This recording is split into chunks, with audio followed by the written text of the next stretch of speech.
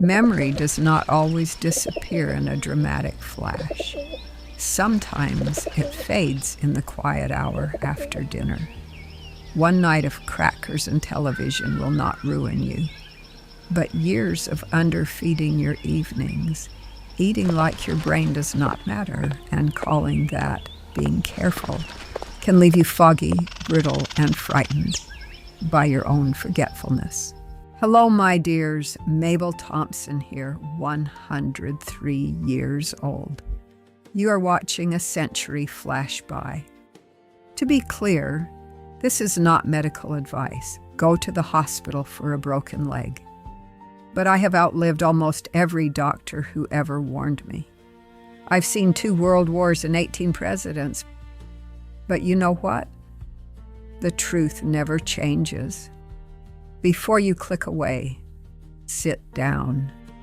Let me tell you what actually matters. Hello, my dears. Mabel Thompson here, 103 years old. You are watching a century flash by. To be clear, this is not medical advice. Go to the hospital for a broken leg.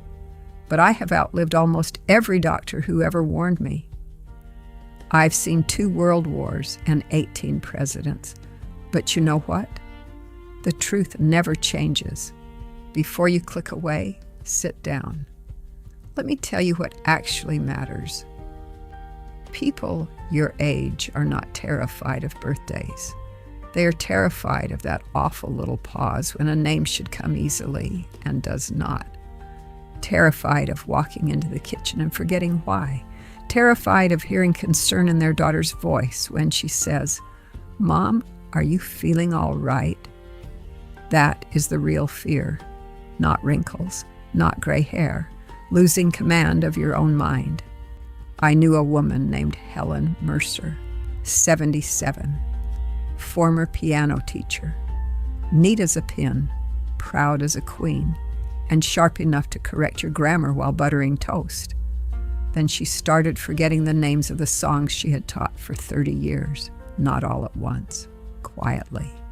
A missed title here, a blank pause there. She told herself it was age. The doctor told her to monitor it. I told her to tell me what she was doing after 7 o'clock.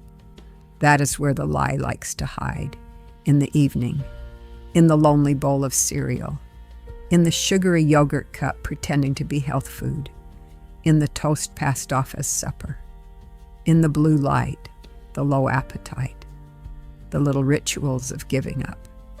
Helen did not need a miracle. She needed to stop eating like night was a dead zone between 2 real days. And tonight I am going to show you what to eat before bed if you want to protect memory, sleep deeper, and wake up with more of yourself still intact. Now let us deal with the evening mistakes first, because most people do not destroy memory with one dramatic vice. They do it with polite little habits that look harmless in a dim kitchen. That is how trouble enters after 60, quietly, respectably, in slippers. Mistake number 1, eating too little at night.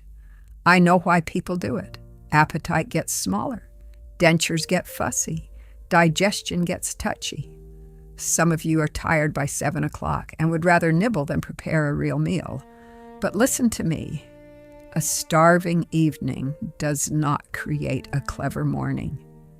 Your body still needs fuel, and your brain is not some spoiled prince floating above the kingdom. It lives on what you give it. Helen's idea of supper had become almost insulting.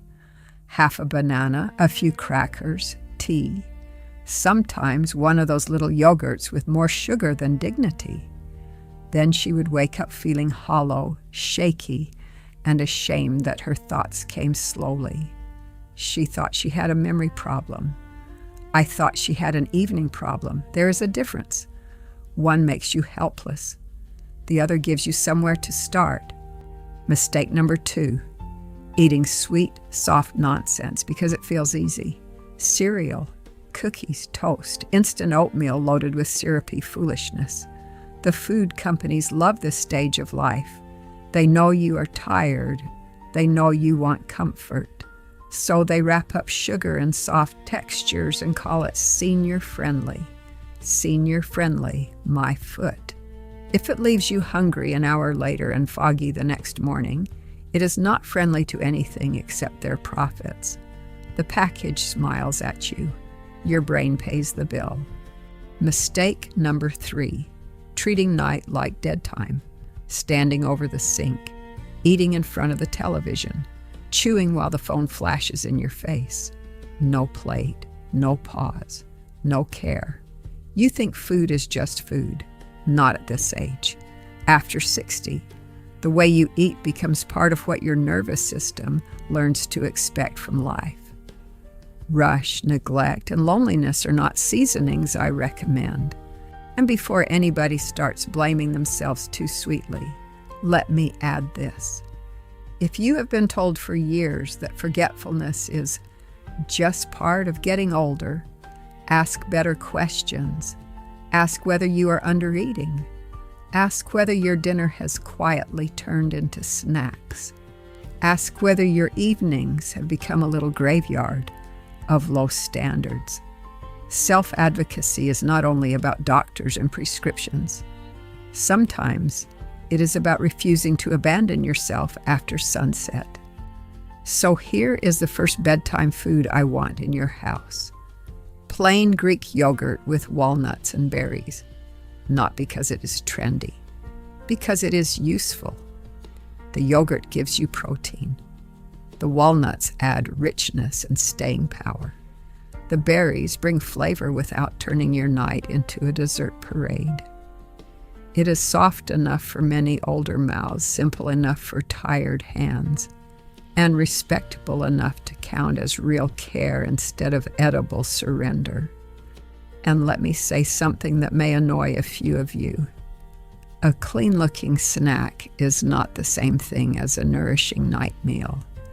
Just because it comes in a small cup, a tasteful wrapper, or a heart-healthy color scheme does not mean it is doing your brain any favors.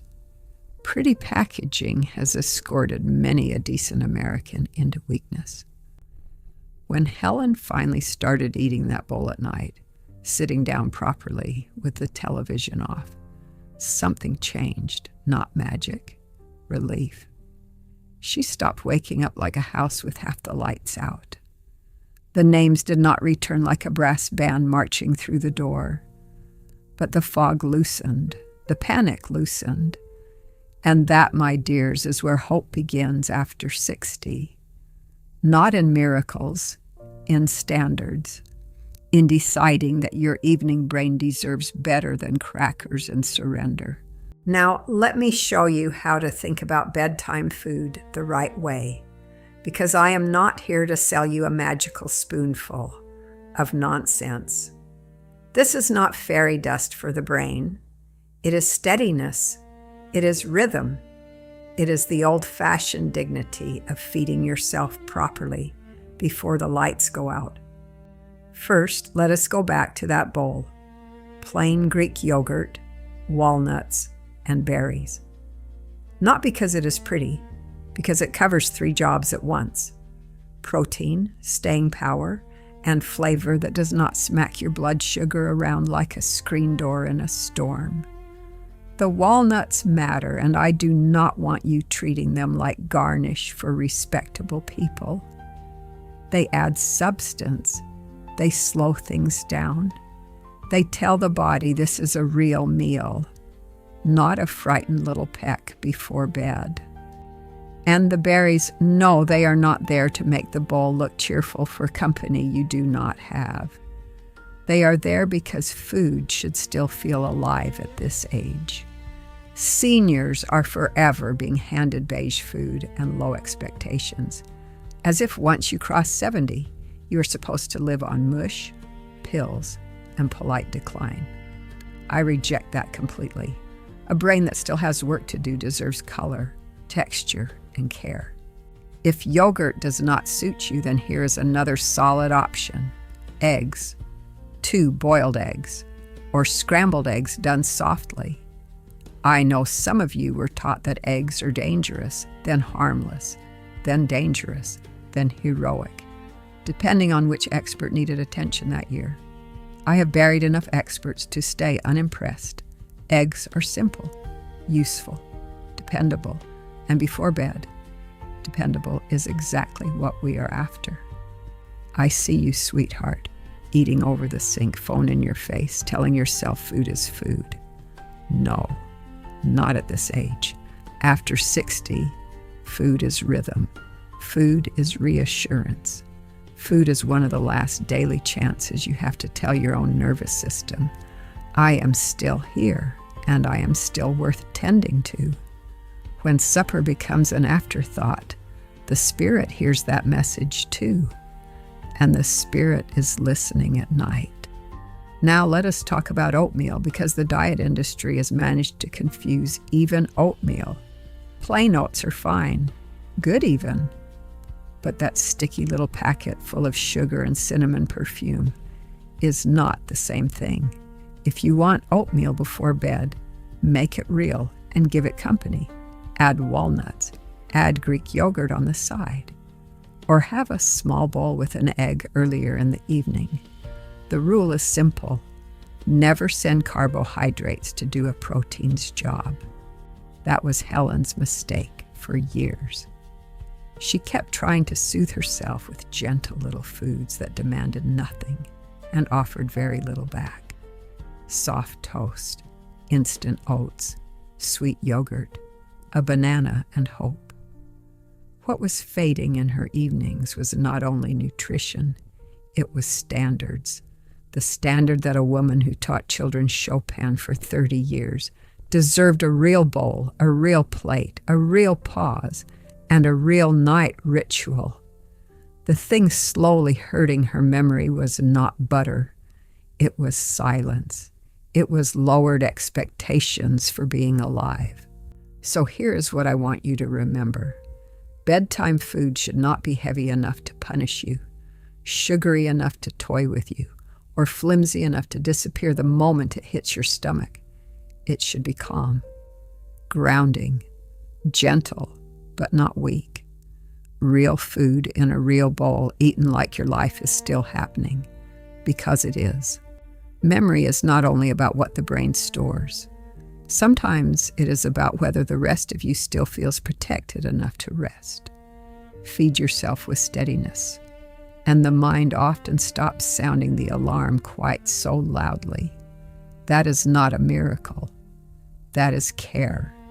And after 60, care is one of the few honest forms of hope left that you can hold in your own two hands at 8:30 at night. Memory is a strange thing. People think it lives only in the brain, like some delicate heirloom hidden in an upstairs room. But memory also lives in rhythm, in what time you eat, in whether you sit down, in whether your evening says, "You still matter here," or "You are just filling time until sleep."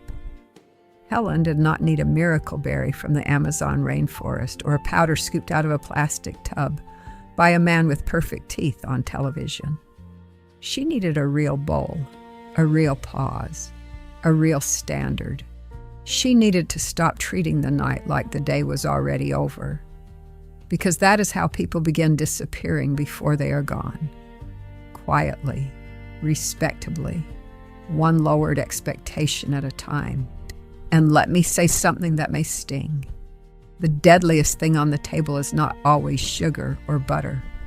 Sometimes it is the silence that teaches a person to expect less from life.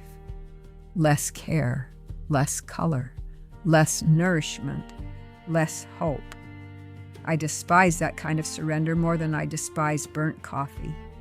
So tonight, do one thing properly. Put something honest in a bowl. Sit down in a real chair. Turn that flashing screen off. Eat like your mind is still worth protecting, because it is. And if you live alone, then all the more reason to do it with dignity. Solitude is not an excuse to abandon standards. It is a reason to keep them. The absolute greatest longevity secret isn't trying to optimize your body like some broken machine. It's keeping your food simple, being entirely present with the people you love, and actually living right now instead of waiting for an imaginary someday. I am Mabel Rose Thompson. I am 103 years old, still here, still kicking, and still telling you the absolute truth. If this old woman brought some fire to your soul today, please subscribe to Grandmother's Longevity Secrets and share this message with someone who needs it. Remember, I love you all. Now put your phone down, go call your mama, and tell your people you love them. Today, not someday.